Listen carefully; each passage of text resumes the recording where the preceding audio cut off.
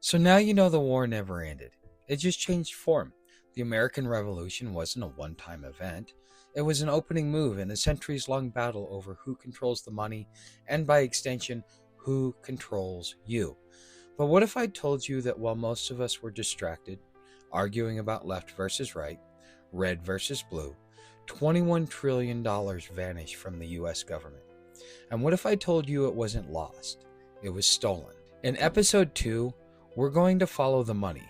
We'll break down how the elites used a series of financial coups, government shutdowns, regulatory rollbacks, and covert accounting to quietly loot the American taxpayer, dismantle our economy, and sell us out to foreign interests. This isn't capitalism, this is organized theft at a scale we've never seen before. Stick around, because what you're about to learn will change the way you see everything, from 9/11 to Wall Street to China. We start in 1933. America is in free fall. Banks collapsing, unemployment skyrocketing, families starving. And right in the middle of it all, Franklin Delano Roosevelt.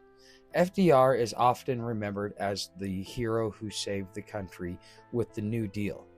But there's a darker truth, one that begins with House Joint Resolution 192, passed on June 5, 1933.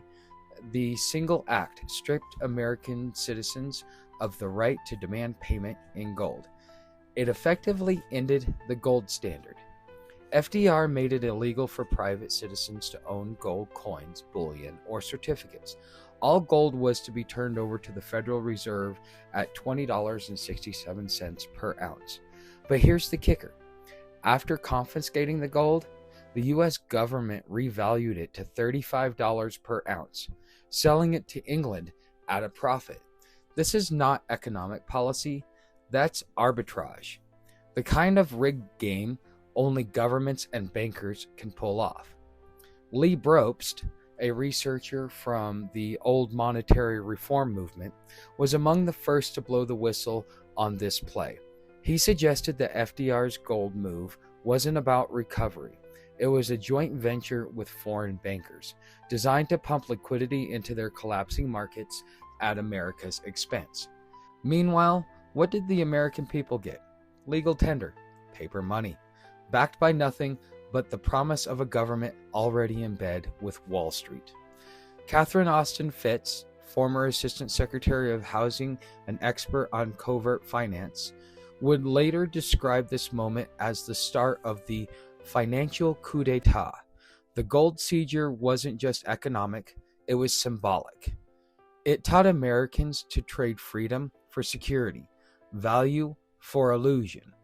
This was the moment the US dollar stopped being money and became a weapon. Next, the Ford Foundation enters the scene, and the population control agenda begins. As America licked its wounds from the Great Depression, the architects of the financial coup didn't waste any time. They had bigger plans, global plans. The 1930s were a precursor to the next phase of domination: population control, resource management, and the Green Revolution. Enter the Ford Foundation, which by the 1940s had shifted its focus from domestic charity to global influence. The foundation, ostensibly set up to support education and science, would soon become a pivotal player in the development of global governance strategies. In 1945, the Ford Foundation published the Resource Report, an analysis that foresaw global population growth as a potential crisis for the next generation. The foundation warned that unless action was taken, the world would face an imminent resource war. But what did this action really look like? This is where the elites got creative. They turned the burgeoning environmental movement into a tool for control, one that would allow them to justify regulations, trade deals, and the redistribution of power across the globe. This concept evolved in what became known as Global 2000. The report, backed by the Ford Foundation, pushed the idea that overpopulation was the world's number one threat. The solution? controlling population growth through scientific management, fertility control, food regulation, and yes, climate change policies that would begin to take shape in the decades ahead. The language was new, but the goal was clear. Control the population, control the resources. This was no longer about national borders or personal freedom. It was about global management, a small group of elites deciding who would live, who would not, and how resources would be distributed. And it was only just the beginning. This framework, however, didn't sit well with everyone. Out of this tension, the populist resistance emerged. Teddy Roosevelt and the progressive era had planted seeds of dissent against corporate power. And by the time the 1970s rolled around, people were once again questioning the growing concentration of corporate influence in the government. But this time, the stakes were much higher. Next, we'll explore how the progressive agenda evolved into the antitrust movement and how the elites responded to it. Corporate mandates would change forever. To understand how the financial elite shifted tactics, we need to rewind to the early 1900s, when Americans first started waking up to the con. The country was getting steamrolled by monopolies, railroads, oil barons, steel magnates, all rigging the system while politicians looked the other way. The public was fed up. Enter Theodore Roosevelt. Teddy didn't play ball with the oligarchs. He was a populist at heart, driven by a sense of duty to the people, and he had the political courage to confront the most powerful interests in America. His weapon? The Sherman Antitrust Act. Roosevelt took it seriously. He used it to break up monopolies like Northern Securities and take on giants like Standard Oil. For a moment, the people had a champion. Someone who wasn't afraid to say the quiet part out loud. Unregulated capitalism had become economic tyranny. But Roosevelt's populism scared the hell out of the ruling class. They knew they couldn't rely on brute force forever. The Gilded Age had left a sour taste in the mouth of average Americans.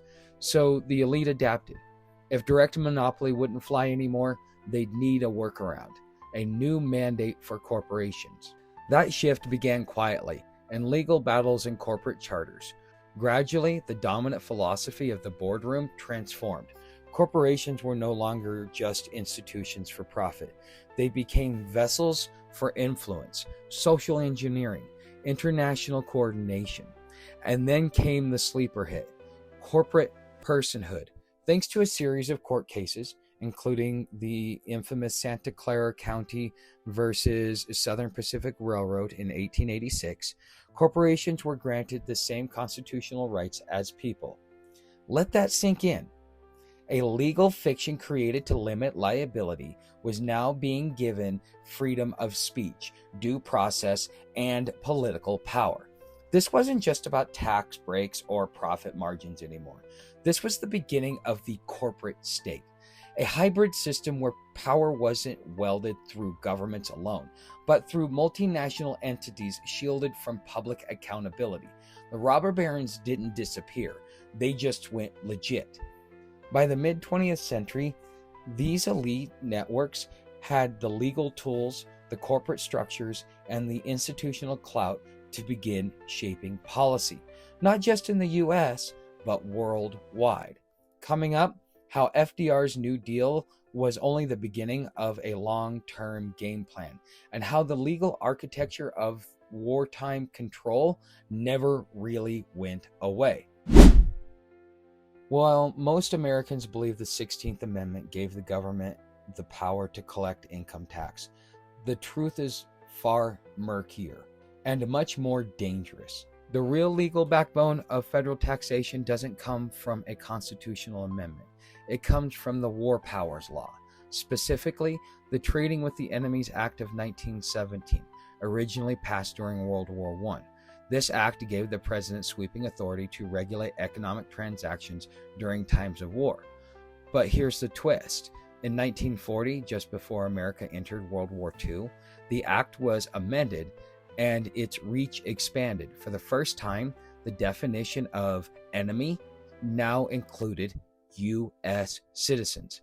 In tandem, the Interstate Commerce Act of 1887 was also quietly amended, redefining U.S. citizens as entities engaged in interstate commerce.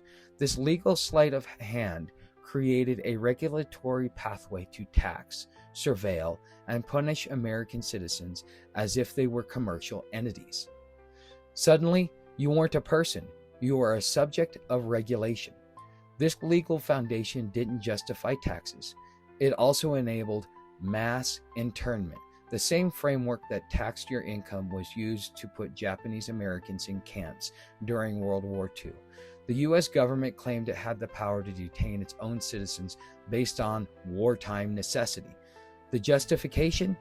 National security. These legal weapons were never repealed. Fast forward to today, and this same wartime legal scaffolding is still in place, ready to be reactivated with the stroke of a pen. It's how emergency powers, executive orders, and financial controls can be triggered instantly, bypassing Congress and the courts. And it gets worse. When the Federal Reserve Act of 1913 was passed, it gave the central bank a 20-year charter. That charter expired in 1933, right as the Great Depression hit. But instead of renewing it through legislation, the bankers made their move. They collapsed the economy on purpose. By pulling Federal Reserve notes out of circulation, they triggered mass margin calls and caused a financial cascade. Businesses failed, unemployment soared, and Americans were brought to their knees. The timing was no coincidence. The expiration of the Fed's charter gave them cover to seize total control. Congress and the White House knew who ran the show, but the people had to learn the hard way. This wasn't a failure of capitalism. It was the weaponization of capitalism by financial elites, and it laid the foundation for every economic crisis we've ever experienced since. And to really understand how deeply war powers framework shaped America, we have to go back even further to the Civil War. Most people think of the Civil War as a historical clash over slavery, economics, and federalism. But underneath the battle was another war, a legal war.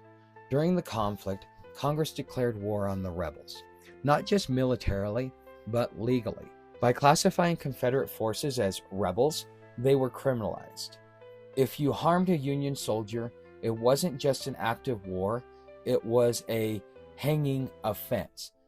The designation effectively turned large swaths of the American population into de facto enemies of the state. And here's the kicker. That declaration of war was never repealed. Its legal remnants still linger. The transformation it triggered would ripple forward for generations, especially in law enforcement. Before the Civil War, most police officers were peace officers. Their primary role was to investigate crimes and keep the peace, not to proactively police the population. But in the aftermath of the war, that started to shift. The federal government had discovered a powerful new framework, pre-crime logic. If a citizen could be criminalized based upon association or potential threat, then law enforcement could operate not just reactively, but preemptively. Fast forward to today, and that legacy lives on. Modern police forces now operate under a quasi-military model, empowered by digital surveillance, predictive algorithms, and federal funding. The foundation for the system wasn't laid in the 21st century. It was laid in the aftermath of a war between brothers. And now, the infrastructure is nearly complete. As we move into the age of CBDCs, biometric ID, and AI-driven enforcement, the ghosts of civil war still guide the hand of the state. Coming up, the gold to oil pivot and how a secret deal with Saudi Arabia weaponized religious extremism to justify the construction of a global surveillance empire. After Nixon severed the dollar's final tie to gold in 1971, America needed a new anchor for its global dominance. The answer came in the form of a backroom deal with Saudi Arabia. Every barrel of oil would be sold in US dollars, and in return, the US would prop up the Saudi regime and quietly manage its extremist networks. These extremist cells weren't rogue, they were assets. Al-Qaeda wasn't just known to the US intelligence community, it was part of its toolkit. Trained fighters, proxy wars, covert ops.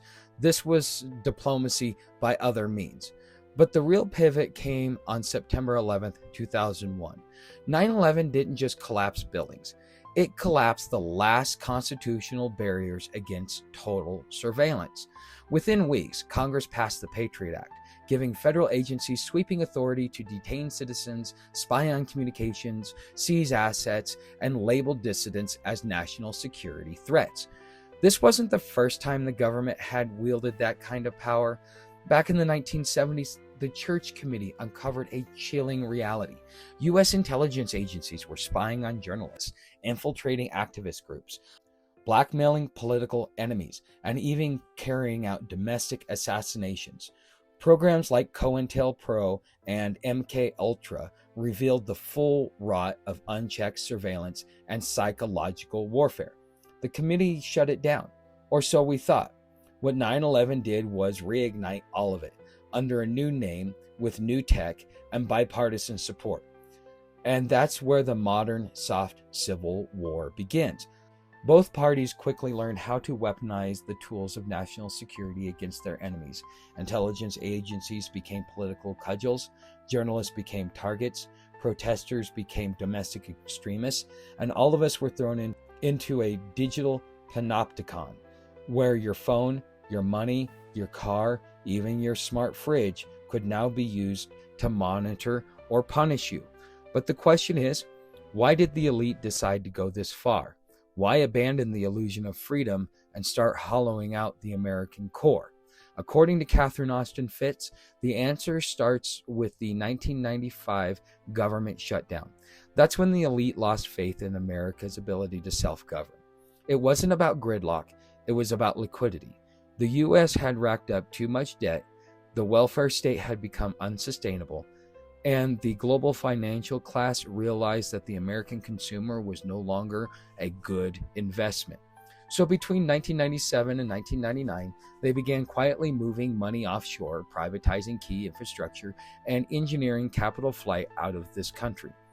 Fitts tracked $21 trillion in unaccounted funds bleeding out of the federal system, an invisible bailout for the ruling class. They weren't just hedging, they were abandoning ship. America wasn't their home anymore. It was a carcass to be looted.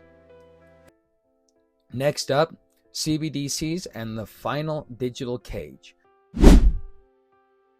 So let's connect the dots. After 1995 shutdown, the elites decided America was no longer a long-term asset. It was a declining empire they could strip apart for parts. As Catherine Austin Fitts laid out, this wasn't random corruption, it was systemic extraction. Here's how it worked. Government ledgers were gutted with black budgets. Department of Defense and HUD started losing trillions, with no consequences. Public infrastructure was quietly privatized, highways, utilities, even water rights, sold to investment firms and offshore corporations. The workforce wasn't outsourced, manufacturing left, then tech, then even service jobs replaced by AI and software. Education and healthcare are rigged. Student debt soared while medical bankruptcy became normal. The media became captured. What used to be journalism is now PR for Wall Street and intelligence agencies. This wasn't mismanagement, it was a heist. Fitts calls it a financial coup d'etat. By the early 2000s, America's wealth was being vacuumed up through covert accounting, rigged markets, and off-book deals. The public never saw it coming because they were distracted by war, culture fights, and identity politics. But that was just phase one. Phase two is total control, and it begins with CBDCs, central bank digital currencies. If the elites hollowed out the real economy, then CBDCs are the digital bars of the new prison. Every transaction tracked, every dollar programmable. If you speak out, your funds can be frozen. If you travel too far, your spending can be geo-fenced. If your social score drops, your food credits disappear. They'll sell it as efficiency, as a way to fight fraud. But what it really is a switch to take away your personal freedom. And here's the kicker. It'll come with a shiny bow. Universal basic income. When the trade war with China explodes, when AI takes your job, when another crisis hits, they'll roll out UBI as a solution. Free money direct to your phone. But the catch? It's CBDC money. Controlled, conditional, monitored, programmable. Freedom's gone in exchange for your comfort. This is the endgame. A world where you own nothing, say nothing, and go nowhere, unless they allow it. And if you think this is still theory, look around. The FedNow system is already live. Pilot CBDCs are testing across multiple U.S. cities. The IRS is automating enforcement using AI surveillance. And media platforms already throttle dissenting voices, especially here on YouTube. So don't forget to share this with your friends. This is not capitalism. It's not socialism. It's digital feudalism, a techno-controlled grid built by oligarchs who never believed in America in the first place. They don't want to fix the system. They want to replace it with one they own completely. And now comes the final piece of the puzzle, WorldCoin. Founded by Sam Altman, yes, the same guy behind OpenAI, WorldCoin is now being rolled out in 6 cities globally. But this isn't just another crypto gimmick. This is biometric ID system tied to universal income, global payments, and AI verification. You can scan your eyeball with their orb, they log your iris data permanently, and in exchange you get a unique ID to access financial and social systems. And you better believe they'll start requiring it. You want to receive digital benefits? Prove your identity through WorldCoin. Want to access your CBDC wallet? Verify your scan. Want to participate in a job market increasingly run by AI? No scan, no access. It's being sold as inclusion. But let's be real. This is exclusion tech. It separates those who obey and comply from those who resist. And when the CBDC and AI surveillance state converge, WorldCoin becomes the digital leash that keeps everyone in line. This is the next evolution of the social credit system. It makes China's model look primitive, and it exposes the real role of AI in all of this, not as a liberator, but as an enforcement arm of a global digital dictatorship. So ask yourself this: why would the man behind ChatGPT also be behind the biometric currency system rolling out right now? Because it's all one machine. Digital identity, programmable currency, predictive AI, total behavioral control. And the trap is already closing. Let's walk this home logically, step by step, no speculation, just observance, deduction, and consequence. Number 1, control of currency equals control of people. History proves it, from the crown suppressing colonial script to Lincoln's greenbacks to the gold standards ending blow under FDR. Every major power shift in American history starts with who controls the money. Not the vote, not the law, the money. Number 2, America has already been looted. When $21 trillion disappears from government books, that's not a rounding error. That's a controlled demolition. Catherine Austin Fitts calls it a financial coup for a reason. The cash is gone, the infrastructure is sold off, and the economy was gutted by design. Number 3, the surveillance state is now fully operational. The Church Committee warned us. They documented illegal CIA and FBI programs against U.S. citizens, programs Congress swore they dismantled. But 9/11 flipped that switch. The Patriot Act reactivated COINTELPRO in a digital form, and now both political parties use it against their enemies. This is the soft civil war. It's not looming, it's happening right now. Number 4, AI and CBDCs are the enforcement tool. This is not about convenience or efficiency. It's about population management, programmable money, predictive algorithms, biometric ID, and when Sam Altman launches WorldCom and OpenAI at the same time, that's not coincidence, it's convergence. Number 5, they are replacing America with a digital prison. The same elites who hollowed out the middle class are now building a panopticon, but they're not even hiding it anymore. They're rolling it out in public beta. They want you tagged, tracked, and tethered to a system you don't control, powered by a code you'll never see, because to them, you're chattel. The conclusion is, the Constitution never anticipated this, but the founders would recognize it instantly. This is tyranny, plain and simple. Not with redcoats and muskets, but with apps, databases, and centralized servers. And here's the ugly truth no one wants to admit.